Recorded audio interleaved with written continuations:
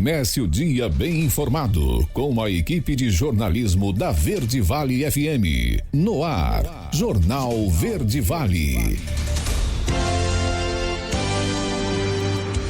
6h34. Olá, muito bom dia para você. Segunda-feira, início de semana. Hoje, dia 11 de setembro do ano de 2023.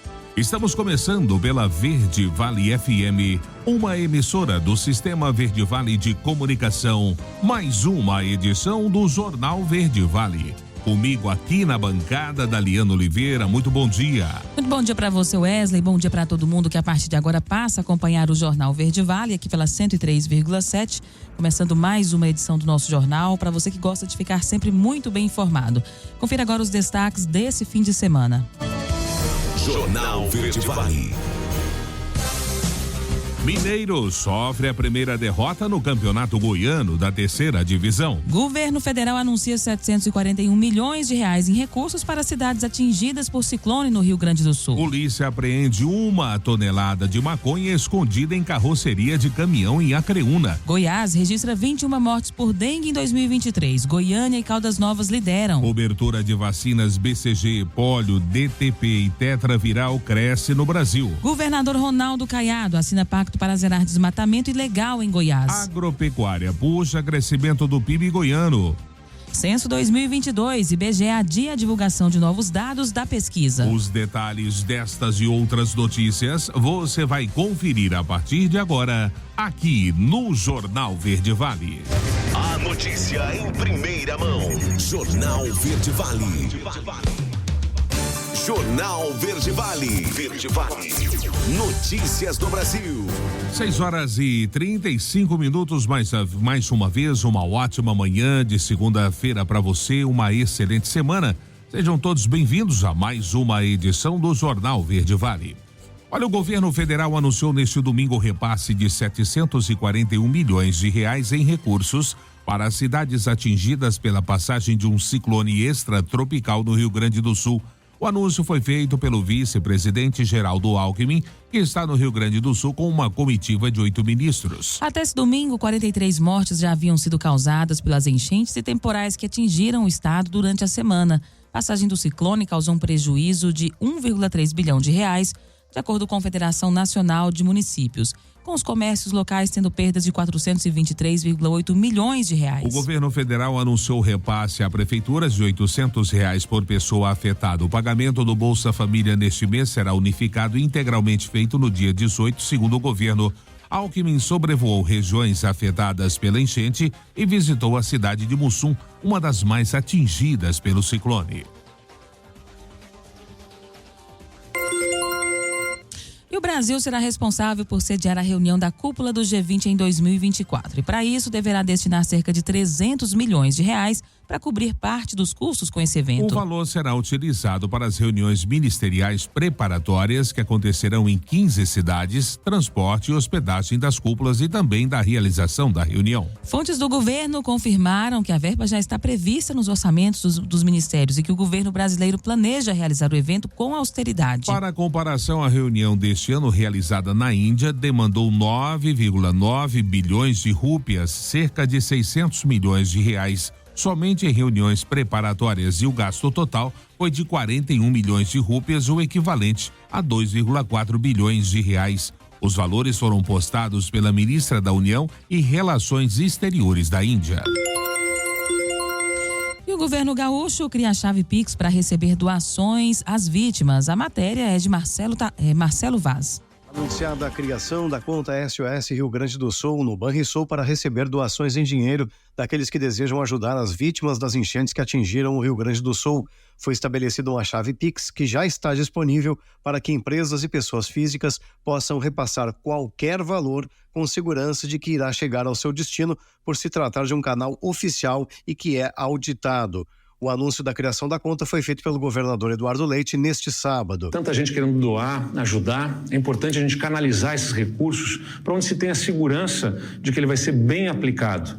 E a gente está abrindo uma conta no Banrisul com CNPJ 92 958 800 0001 38, chamada SOS Rio Grande do Sul.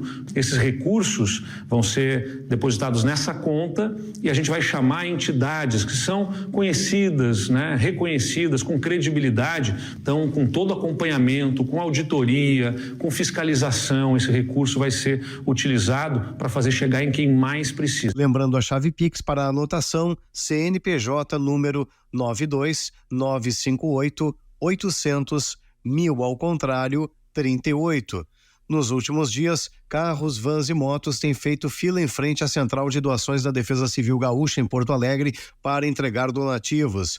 A movimentação tem sido tão intensa que a equipe da Defesa Civil tem contado com o reforço dos bombeiros, da Brigada Militar, do Exército e de entidades e voluntários para receber, armazenar e distribuir agasalhos, produtos de higiene e limpeza, cobertores, colchões, água e alimentos. De acordo com a Defesa Civil, os itens mais necessários neste momento são roupas íntimas que não tenham sido usadas, fraldas e roupas de cama. Lembrando a chave Pix criada pelo governo para quem quiser fazer doações de forma segura, CNPJ número 92 958 800 1000 ao contrário 38. Agência Rádio Web de Porto Alegre, Marcelo Vaz. Jornal Verde Vale. Notícias de Goiás. 6h40 agora. Uma operação conjunta entre a Polícia Militar e a Polícia Federal apreendeu 1 tonelada de maconha na zona rural de Acreúna. O flagrante aconteceu na JO 050 neste sábado. A droga estava escondida na carroceria de um caminhão. A carga está avaliada em 3 milhões de reais. Os entorpecentes foram encontrados depois de troca de informações entre as corporações. Os policiais localizaram o caminhão e fizeram abordagem ao veículo e ao motorista. O condutor do automóvel demonstrou nervosismo, além de informar dados desconexos sobre a viagem. As equipes fizeram revista no caminhão e, com o auxílio do batalhão do policiamento com cães, conseguiu encontrar as drogas escondidas na carroceria do caminhão. Os policiais acionaram o corpo de bombeiros, que retirou cerca de 1 tonelada de maconha do automóvel. O motorista foi preso em flagrante e levado juntamente com a carga para a Superintendência Regional da Polícia Federal. E dados da Secretaria de Saúde de Goiás mostram que 21 pessoas foram vítimas fatais da dengue neste ano aqui no estado. A pasta investiga ainda 27 óbitos suspeitos da doença. Goiânia e Caldas Novas lideram os casos de mortes registradas. Respectivamente, são 4 e 3 mortes. Já os casos confirmados da doença do Aedes aegypti chegam aos 51.794. Proporcional à população, a dengue tipo 1 e 2 aparecem com mais casos em Jataí, 260 registros, Jaraguá com 103 e Palmeiras de Goiás com 51. Essas 3 e outras 13 cidades são monitoradas e classificadas como de médio risco. Todos estão com incidências superiores a 100 registros. Embora esteja fora dessa classificação, Goiânia soma 660 casos, Aparecida de Goiânia 522 e Anápolis 333. Elas são citadas como de baixo risco. A Aparecida registrou no período uma morte em decorrência da dengue. Em Anápolis, nenhum óbito. 6h42 e o governador Ronaldo Caiado assinou um pacto para zerar o desmatamento ilegal aqui no estado de Goiás. Quem vai trazer os detalhes é Pedro Henrique Rabelo. Uma assinatura que vale muito. Goiás deu mais um passo mostrando para o mundo como fazer para continuar produzindo e preservando. Nós cumprimos o Código Florestal mais restritivo que existe no mundo. Nenhum outro país faz o que nós fazemos. É o que eu disse agora nesse evento nos Estados Unidos. Ou seja, quem é vítima no processo somos nós. Os réus são eles, que destruíram todas as suas riquezas naturais. Né? Nós temos aqui, de todos os biomas, nós temos aqui áreas preservadas. Ou seja, então, que o Brasil não é réu. O Brasil é vítima de uma narrativa que tentam nos colocar aí como sendo descumpridores de regra. Com o pacto de desmatamento ilegal zero, quem infringir as leis terá que encarar uma fiscalização mais rigorosa agora. O objetivo é crescer de forma sustentável, e apoiar os produtores em novas práticas que fazem bem ao meio ambiente. O governador assinou a posse de 98 novos concursados. Além disso, no mês de setembro, com a baixa de fiscais que nós temos, nós já conseguimos apurar 75% de todos os alertas do INPE de 2023. Por que a gente consegue isso? Porque a gente faz com mutirões dentro da secretaria e fazemos também com autos de infração remotos. O governo do estado de Goiás instituiu o projeto de bioinsumos, que tem a intenção principal de levar aos sistemas produtivos a utilização de insumos de base biológica que vão diminuir a necessidade de utilização de defensivos químicos, também de fertilizantes químicos, trazendo mais uma alternativa voltada à sustentabilidade das unidades produtivas. Com esse gesto, com a assinatura desse pacto, é uma demonstração também de responsabilidade por parte do Estado e de conscientização do setor produtivo rural, que sabe o quanto é importante a preservação dos nossos recursos naturais para que a gente possa continuar sendo essa potência do agronegócio que nós nos tornamos. Esse pacto assinado hoje é inédito no Brasil. Governo ao lado da iniciativa privada. O objetivo é passar a mensagem de que a lei será cumprida aqui em Goiás. O objetivo não é punir, mas sim fazer o Estado continuar crescendo com responsabilidade e dentro da regra do jogo. Graças a esse trabalho, com parcerias com o governo também, com a Secretaria do Meio Ambiente, orientando esses produtores e também penalizando. Quando a gente vê um desmatamento ilegal, esse produtor é penalizado com multas, né? Para que isso não aconteça mais. Nada mais é do que nós defendermos aquilo que nós temos de mais importante no estado de Goiás, e por que não dizer no Brasil, que é o setor agropecuário brasileiro, que é aquele setor que produz, aquele setor que gera emprego, renda. A Assembleia Legislativa foi representada pela deputada Rosângela Rezende, que é presidente da Comissão de Meio Ambiente e Recursos Hídricos da Alego. Executivo e Legislativo andando juntos na preservação do meio ambiente. Nós não daremos guarida a quem quer que seja no descumprimento da lei. Essa será a nossa posição muito firme, com total autonomia nossa secretaria, para que esclareça o que for necessário, mas que tome as medidas para que sejam educativas, para que não tenhamos aí amanhã nenhum descumprimento dessa regra. A importância da gente organizar de forma equilibrada as questões climáticas, ambientais, porque para cumprir a nossa Constituição, que garante e obriga os estados e pede ao cidadão que tenha um meio ambiente de qualidade. Pedro Henrique Rabelo, da Agência Brasil Central. Jornal Verde Vale. Esportes. 6h46 agora. E o Flamengo se prepara para o próximo compromisso da temporada contra o Atlético Paranaense na quarta-feira, pela 23ª rodada do Campeonato Brasileiro.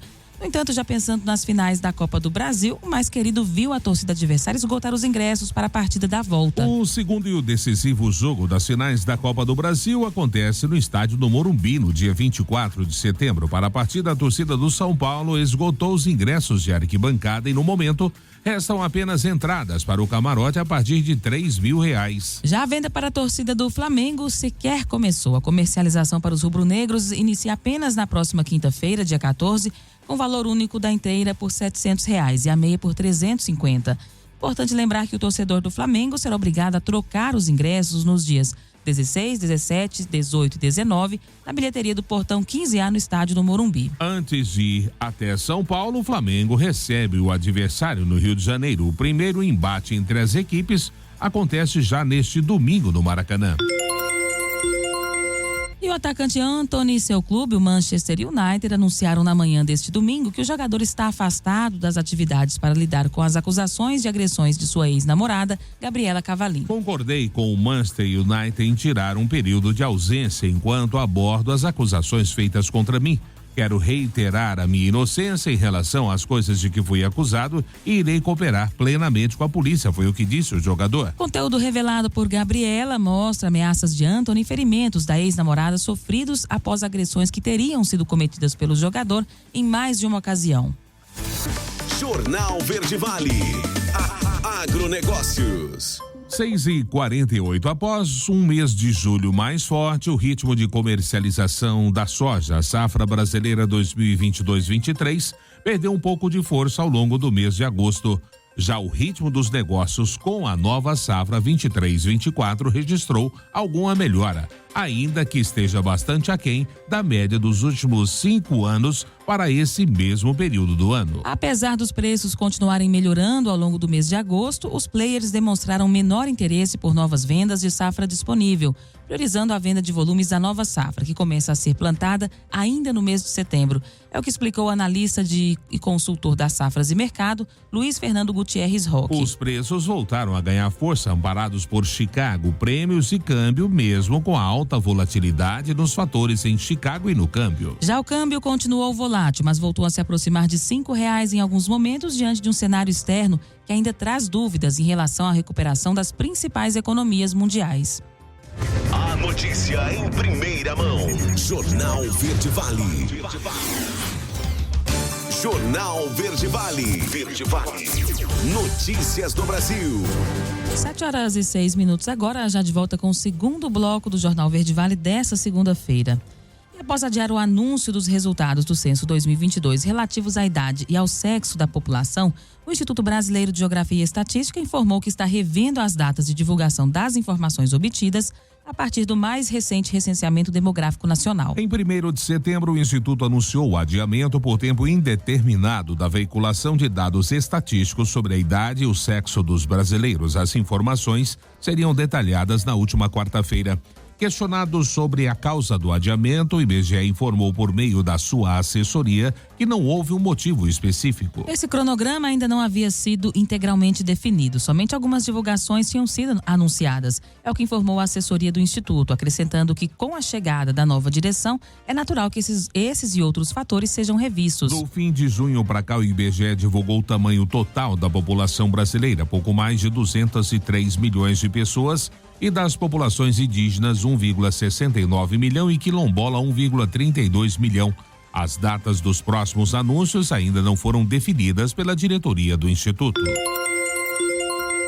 E o ex-presidente Jair Bolsonaro será internado para a realização de 2 procedimentos cirúrgicos para tratar problemas no sistema digestório.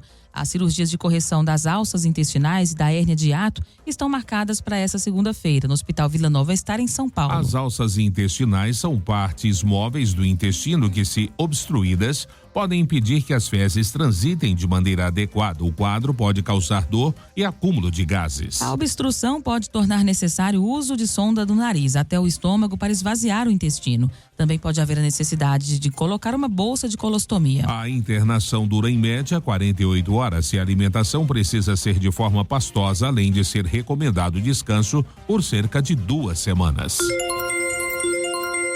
E um projeto do SUS reduz infecções hospitalares em UTIs e salva vidas. Confira os detalhes agora com Sandra Fontela. A iniciativa do Ministério da Saúde vem mostrando excelentes resultados na redução de infecções hospitalares. É o projeto Saúde em Nossas Mãos, melhorando a segurança do paciente em larga escala. Em 5 anos de atividade, mais de 4.000 vidas foram salvas e mais de 11.000 infecções foram evitadas em mais de 300 unidades de terapia intensiva da rede pública. A coordenadora do projeto pelo núcleo do HCOR em São Paulo, Cristiana Prandini, explica que os resultados são alcançados a partir de mudanças na forma de cuidar e de executar o atendimento na UTI. Então, existe um pacote para prevenção de infecção de trato urinário, de prevenção para infecção de corrente sanguínea e também para pneumonia. Nesses pacotes, a gente tem o detalhe de todos os passos que os profissionais devem seguir para que a infecção não ocorra. A gente trabalha essas ações, trazendo novas ideias de como que eles podem fazer um cuidado adequado e seguro, que vão auxiliar a melhorar o resultado final, que é a segurança do nosso paciente. O projeto faz parte do Programa de Apoio ao Desenvolvimento Institucional do SUS, mas 5 hospitais atuam em cooperação: Alemão Oswaldo Cruz, Beneficência Portuguesa de São Paulo, Einstein Sírio-Libanês e Moinhos de Vento em Porto Alegre. A metodologia oferece melhor experiência ao paciente, cuida da equipe de saúde e reduz desperdícios financeiros. A enfermeira afirma que em 5 anos o trabalho gerou economia superior a R$500 bilhão ao SUS. Desde que o projeto existe, salvamos muito mais do que 4.000 vidas e fora toda a economia. Foram 584 milhões de economia gerados para o Sistema Único de Saúde. Essa economia, ela pode ser direcionada para outras aquisições nesses hospitais. Os resultados mais recentes dos últimos 18 meses, em 189 UTIs, evitaram mais de 3.000 infecções e salvaram mais de 1.400 vidas, a partir dos esforços das equipes de UTIs, adulto, pediátrica e neonatal da rede pública. Agência Rádio Web, produção e reportagem, Sandra Fontela. Jornal Verde Vale. Notícias de Goiás. 7h10 agora. Uma professora e o companheiro dela foram presos neste sábado, suspeitos de aplicarem golpes no valor de R$60 mil. Trata-se de golpes do falso Pix em vários estabelecimentos comerciais de Goiânia. Segundo a Polícia Militar, o casal consumia bebidas e alimentos em bares, além de realizar compras em comércios, mas na hora de acertar a conta, pagavam por meio do golpe. A corporação chegou até o casal após os suspeitos aplicarem um golpe de mais de R$3 mil em uma farmácia e também num restaurante. Na farmácia, os suspeitos realizaram compras no valor de R$2.500, enquanto que no bar, eles consumiram R$550 em comidas e bebidas. A poucos dias do ato do MDB Mulher para pedir a reconsideração da decisão sobre o futuro político, aliados da advogada Ana Paula Rezende dizem que ela não vai recuar da desistência de ser candidata a prefeita de Goiânia em 2024. Apesar dessa sinalização, MDBistas pretendem reunir na próxima quinta-feira cerca de 2.000 pessoas para fazer um apelo para que Ana Paula reavalie a sua saída do processo sucessório na capital. Segundo aliados, a filha do ex-prefeito Iris Rezende vai ouvir os pedidos, mas não vai ceder. A decisão foi bem pensada e não há intenção dela mudar de ideia. Além dos MDBistas, o governador Ronaldo Caiado também pretende tentar sensibilizar Ana Paula e voltar à corrida pelo Paço Municipal, o que significa que as conversas sobre uma provável candidatura da herdeira do casal Iris ainda vão se arrastar por algum tempo. 7h12. E o Corinthians venceu a Ferroviária de virada na tarde desse domingo por 2-1 na Neoquímica Arena e conquistou o título do Campeonato Brasileiro Feminino pelo 4º ano consecutivo. Com mais uma taça do torneio, as Brabas se tornaram pentacampeãs nacionais. A Ferroviária saiu na frente com um gol de Milena Carioca aos 9 minutos do primeiro tempo, mas o Timão buscou o resultado por meio de Jennifer e Tamires. O estádio recebeu 42.566 torcedores, estabelecendo um novo recorde de público para o futebol feminino na América do Sul. Esse foi o último jogo de Arthur Elias como técnico do Corinthians na Arena. Anunciado como novo treinador da seleção brasileira, ele vai conciliar os dois trabalhos por cerca de 2 meses. Sua despedida será o término da Libertadores, que acontece entre os dias 5 e 21 de outubro na Colômbia. Com mais um troféu para sua coleção, o 15º pelo Timão, o comandante pode aumentar ainda mais o número de títulos no currículo antes de deixar o clube. O próximo compromisso da equipe será pelo Paulista Feminino, diante do EC São Bernardo, pela última rodada da primeira fase do torneio. 7h13. O treinador do Santos, também na área feminina, foi demitido sob acusações de assédio sexual. Quem traz os detalhes é Daniela Esperon.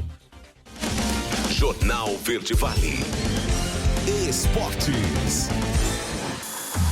Cleiton Lima deixa o time feminino do Santos após acusações de assédio a jogadoras.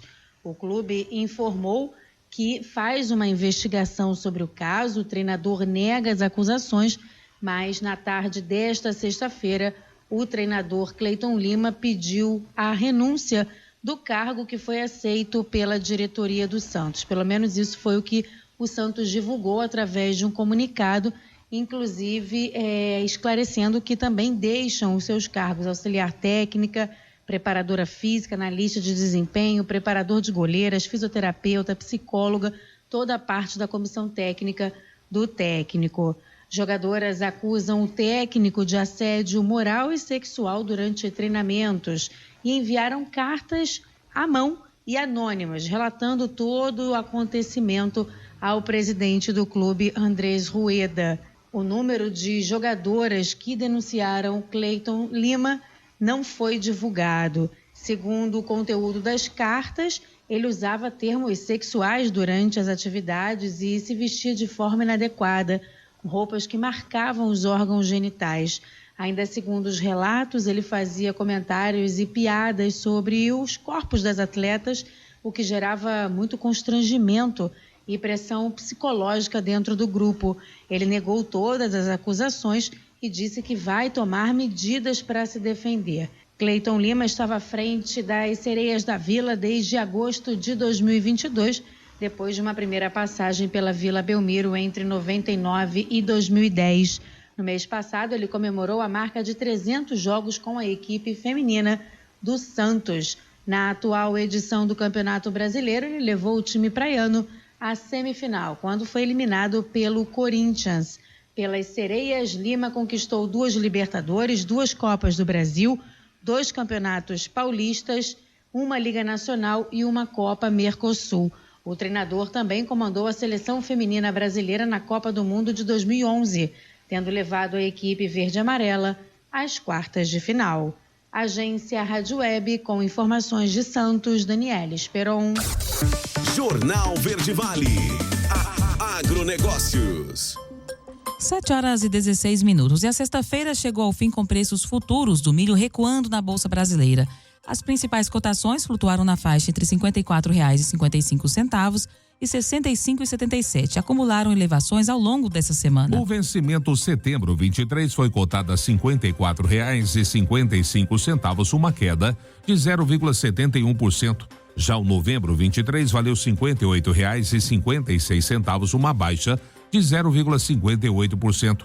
O janeiro 24 foi negociado por R$ 62,04, uma desvalorização de 0,89%. E finalmente o março 24, que teve valor de R$ 65,77, uma perda de 0,75%. Já no acumulado semanal, os contratos do milho brasileiro contabilizaram valorizações de 2,54% para o setembro 23, 3,23% para o novembro 23, 1,87% para o janeiro 24 e 1,61% para o março 24, com relação ao fechamento da última sexta-feira.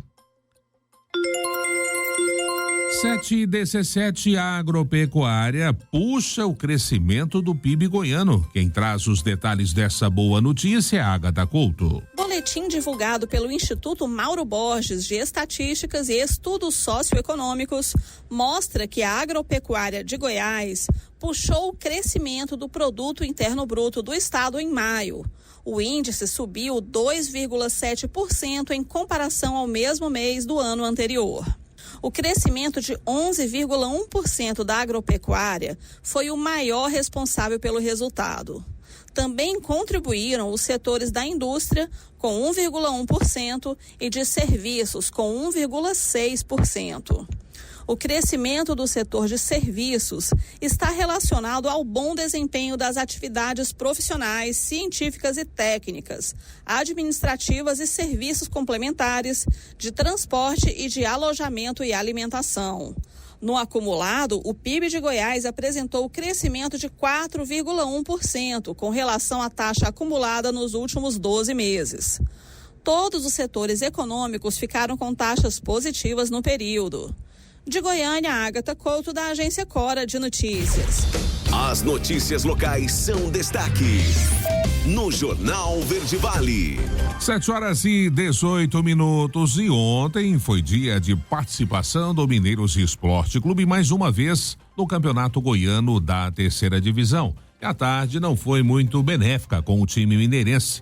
Quem vai trazer os detalhes da partida de ontem, lá direto de Trindade, é o repórter Otomar Martins. Muito bom dia, amigos do Jornal Verde Vale. Infelizmente, o Mineiros Esporte Clube acabou colhendo a sua primeira derrota diante do Trindade no estádio Abraão Manuel da Costa. O jogo para poucos torcedores, o Mineiros infelizmente acabou perdendo pelo placar de 5-1. Hoje o Mineiros está na vice-liderança do campeonato. Classificam-se 2 equipes para a próxima fase. O Trindade é o líder com 4 pontos. O Mineiros tem 3 pontos ganhos e tem o artilheiro da competição, Tauan, que acabou fazendo um gol no dia de ontem, tendo 4 gols na competição. Tauan que infelizmente acabou desperdiçando uma penalidade no segundo tempo. J. Miranda aqui conosco vai comentar o que aconteceu com o Mineiros Esporte Clube, que perdeu esse jogo de uma forma muito ruim, de goleada, 5-1 para o Trindade. Bom dia, J. Miranda. Muito bom dia. O Mineiros não se encontrou em campo nesse jogo contra a equipe do Trindade. O Mineiros foi um time que não se encontrava no sistema defensivo, na retaguarda, o meio de campo errando muitos passos. O Mineiro foi irreconhecível nesse jogo contra a equipe do Trindade, que, diga-se de passagem, uma boa equipe, com jogadores rápidos, tem um ataque que joga pelos lados, aí facilita a penetração para o adversário, ou seja, os seus atacantes, fazer o gol. Foi uma derrota, eu diria, acachapante por parte do Mineiros. Nem o mais entusiasmado torcedor do Trindade não esperava isso diante da apresentação que o Mineiros fez na estreia contra a Rioverdense. Não é hora de desesperar, é hora sim de dar uma sacudida e ver o que pode arrumar a casa para o próximo jogo, que é daqui a 2 semanas lá em Jussara contra o Tupi. Então o Mineiros tem tempo para reagir. Jogo fora de casa, você tem que somar pontos. O Mineiros não deu conta de somar. E, ao contrário, jogo em casa, você tem a obrigação de ganhar, e o Trindade fez o dever de casa e por isso saiu com a vitória. O que estranha foi o placar. Um placar acachapante, um placar que preocupa, mas há tempo de consertar e buscar a classificação.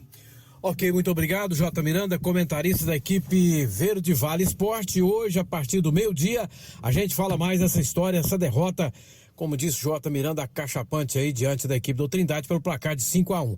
Próximo final de semana, o Mineiros vai folgar, porque o União e Umas não participa mais do campeonato. Um amistoso está sendo visto provavelmente na sexta-feira à noite. Aí no outro final de semana, sim, o Mineiros jogando fora de casa contra o Tupi de Jussara. Um abraço, amigos, e até logo mais a partir do meio-dia no Verde Vale Esporte. 7h22, último intervalo do Jornal Verde Vale desta segunda-feira, e já Desenrola atinge 10 milhões de desnegativações de dívida de até R$100. Mega Sena, Mineiro de Santa Luzia, acerta 6 dezenas e ganha 84 milhões de reais. E claro, espaço para as nossas notícias locais com ele, J. Pereira. Não saia daí, a gente volta já. Jornal Verde Vale. Jornal Verde Vale. Verde Vale. Notícias do Brasil. 7h30, 7h30, já estamos de volta com o Jornal Verde Vale desta segunda-feira. Olha, o Ministério da Fazenda informou neste domingo que o Desenrola Brasil, programa de renegociação de dívidas lançado pelo governo federal, atingiu a marca de 10 milhões de desnegativações de pendências financeiras de até R$100. Como uma pessoa pode ter mais de uma dívida, o número não representa necessariamente que 10 milhões de pessoas foram desnegativadas e ficaram com o nome limpo. O programa está na etapa relativa à chamada faixa 2, composta por pessoas que têm renda mensal entre R$ 2.640 e R$ 20 mil. Essa fase foi lançada em julho. Nela, as negociações de condições especiais de pagamentos de débitos são feitas diretamente entre os bancos e os clientes. De acordo com dados da Federação Brasileira de Bancos, foram negociados 11,7 bilhões de reais em dívidas em 7 semanas na faixa 2 do programa. O total de contratos negociados é de 1.600.000, com 1,25 milhão de clientes bancários beneficiados. E o mineiro de Santa Luzia, na Grande BH, acertou sozinho as 6 dezenas do concurso 2.630 da Mega Sena, sorteada no sábado pela Caixa Econômica Federal. Ele vai receber um prêmio de R$84.729.015. Os números sorteados foram 14, 18, 22, 26, 31 e 38. Também neste sábado, a Caixa sorteou a Loto Fácil da Independência, com 6 apostas feitas em Minas Gerais, entre os 65 ganhadores. Os vencedores mineiros são das cidades de Araxá, Belo Horizonte, Carmo do Cajuru, Itabira, Itabirito e Uberaba. Coberturas de vacinas como a BCG, Polio, DTP e Tetraviral cresceram no Brasil. Outra boa notícia, quem traz os detalhes é Milena Abreu. O Brasil registra melhora na cobertura vacinal em 2022. De acordo com o levantamento feito pelo Observatório de Saúde na Infância e divulgado pela Fiocruz, no ano passado aumentou a cobertura de 4 vacinas do Programa Nacional de Imunizações: BCG, Polio, DTP e Tetraviral. A BCG é a que protege contra formas graves de tuberculose e é aplicada no bebê recém-nascido. Pelos cálculos dos pesquisadores, a cobertura desse imunizante chegou a 99,5% no ano passado, alta de quase 20 pontos percentuais em relação aos números anteriores. O mesmo nível de crescimento foi observado em relação à vacina injetável da poliomielite. São 3 doses aplicadas no primeiro ano de vida. A cobertura em 2022 ficou em 85,3%. Apesar da alta, um percentual ainda inferior à meta, que é a imunização de 95% do público-alvo. As outras 2 vacinas, cuja cobertura melhorou, também não alcançaram a meta de 95%. A cobertura da DTP, imunizante que protege contra difteria, tétano e coqueluche, chegou a 85,5% no ano passado. E a da vacina Tetraviral, que previne sarampo, cachumba, rubéola e varicela, ficou ainda mais longe do objetivo, com cobertura de 59,6% da população-alvo. Da Rádio 2, Milena Abreu. Jornal Verde Vale. Notícias de Goiás.